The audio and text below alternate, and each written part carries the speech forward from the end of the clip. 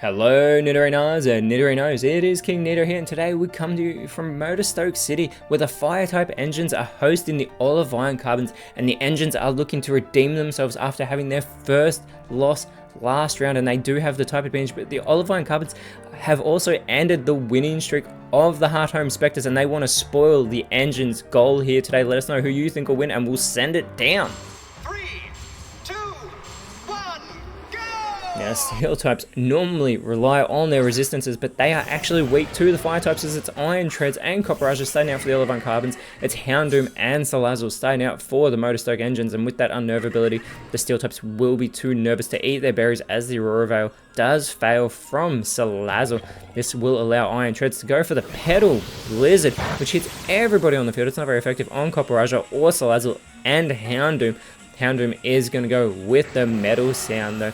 Onto Iron Treads. This is going to lower its special defense a great deal. Now it is more of a physical Pokemon as we get the Volt Switch from Copperajah onto Houndoom. Good damage there, and now it's going to go back to the bench. It is still in this matchup. Do not be confused. And out comes Forretress for the Olive Iron Carbons as Salazzle with the Tail Slap. This multi-hit move will not do much damage to Iron Treads, even with that critical hit on the second connection, and it only gets 3 out of the 5 hits as well. Iron Treads now with the corrosive gas will burn up everyone's leopard berries, including Forretress, and I do not know why the Olive Iron Carbons would use Forretress, who is quad weak to fire type moves. Houndoom is going to go with the Force Palm onto Iron Treads. Super effective hit there. Doesn't do as much damage as I would have thought though, but it will leave Iron Treads paralyzed, so it may be unable to move, and it will be slowed down as well as Forretress with the entrainment focusing in on Salazzle here.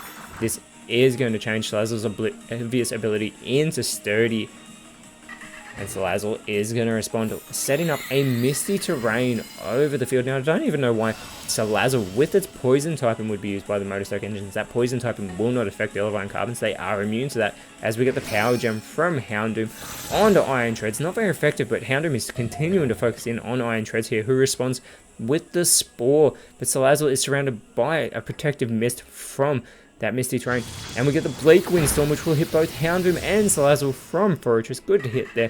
Salazzle responding with the Screech. They are trying to lower that physical defense of Iron Treads as well, and it has 120 base defense.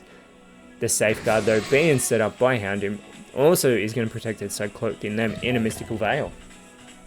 And we get the Fire Blast from Iron Treads, which Houndoom is able to avoid. I think it would have basked greatly in that heat though.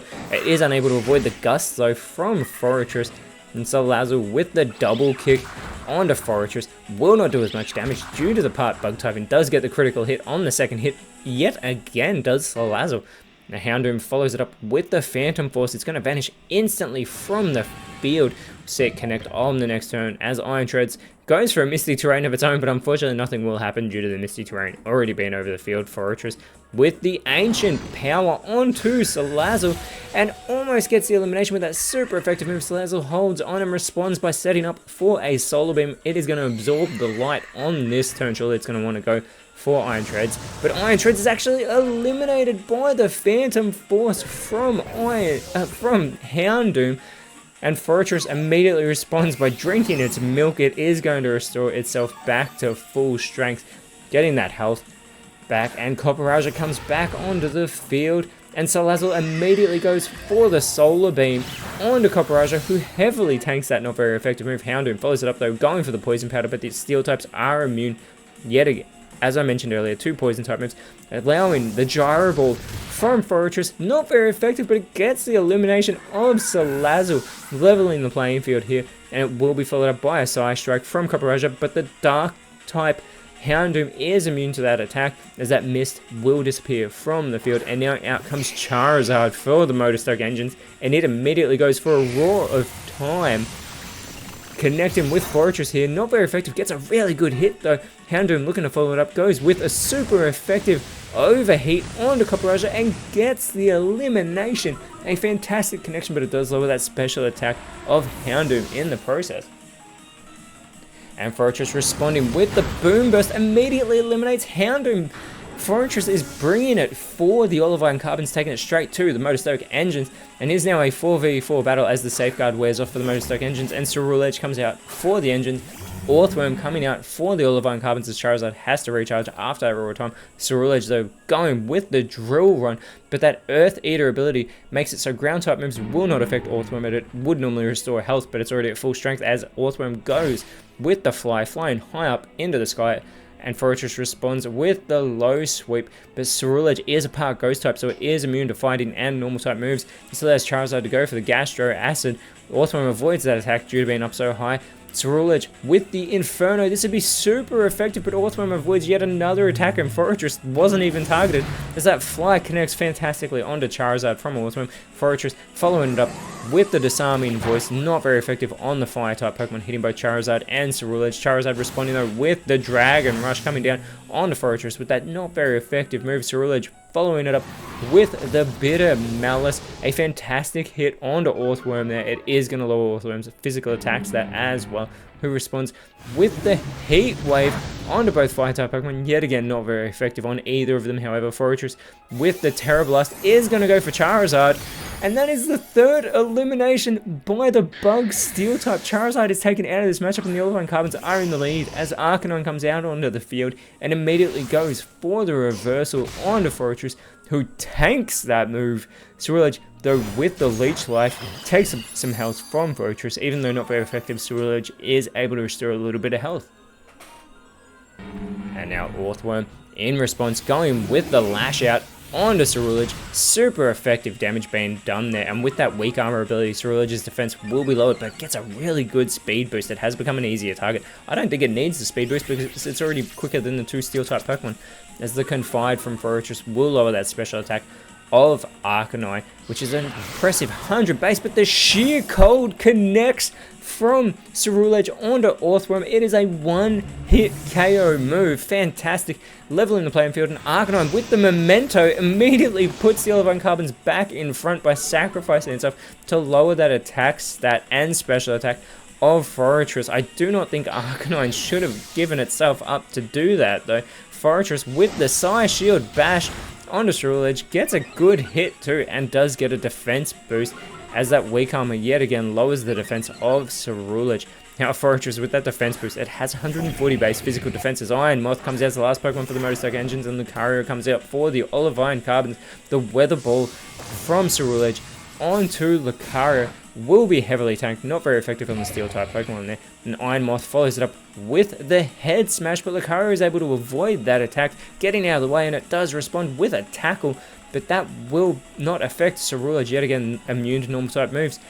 Fortress though with the Draco Meteor onto Iron Moth doesn't do much damage and lowers that special attack yet again of Fortress. Ceruledge responding with the Iron Head, continuing to go for Lucario, not very effective. They're clearly not worried about Fortress, who has eliminated 3 of their Pokemon though. Stockpile from Iron Moth, stockpiling one there. It is going to boost its defense and its special defense. Lucario now going with the Bug Bite onto Iron Moth. Iron Moth shakes that off, heavily tanking that move, but it does have its Leopard Berry stolen by Lucario, who proceeds to eat it. You should not steal another Pokemon's food. That's always terribly rude. Now Fortress with the Magical Leaf onto Ceruledge, who takes that not very effective hit and is going to respond with yet another Leech Life, this time going for Lucario. Yet again, not very effective on a Steel type Pokemon, but does get a little bit of health restored with that move, and Iron Moth is going to follow it up with the Work Up, so not going for the offensive type move. Instead, it will boost its attack and special attack, and it has 140 base special attack as the Rapid Spin onto Iron Moth from Lucario, and is going to boost that speed of Lucario as well. Fortress following it up with the Dream Eater, which won't affect Ceruledge, but if it was asleep, it would be super effective. And Ceruledge with the Fiery Dance, and this will be super effective onto Lucario and gets the elimination. It is now a 2v2 battle. We don't know who the last Pokemon for the Olivine Carbons is, but Iron Moth will go for the Baby Doll Eyes onto Fortress, lowering its attack stat. And Fortress responds with the Lash Out onto Ceruledge, super effective, and Ceruledge is eliminated. The Olivine Carbons have a 2-1 advantage at the moment, and they send out Corviknight as their last Pokemon with that Unnerve ability as well. And Iron Moth tries to go for the baton pass, but there's no one to pass the baton to, so it does fail and stays on the field. Corviknight going with the Weather Ball. There's no weather to capitalize on, but it still connects for okay damage onto Iron Moth, and Forretress, having no moves left, is going to struggle.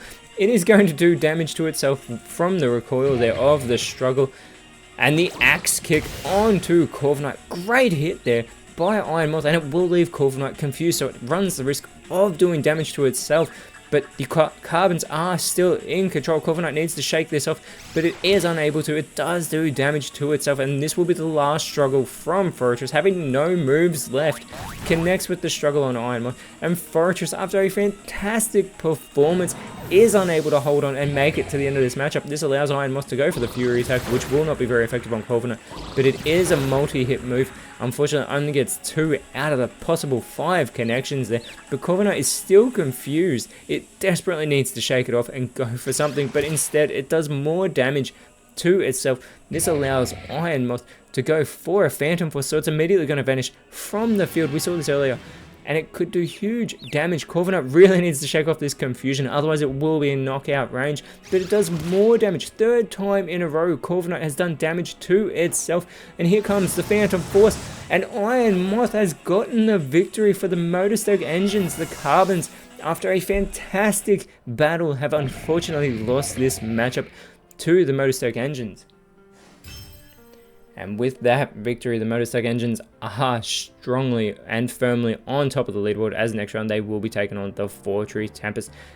Whereas unfortunately for the 11 Carbons, after losing next round, they will be taking on the Striking Greens when we see them. But until then, Nidorinos, thank you so much for watching. Let us know in the comments below who you thought was the best on field in that fantastic matchup. And if you enjoyed what you saw, please leave a like, share, subscribe, but more importantly, always remember, you are awesome, and I'll see you when you see me.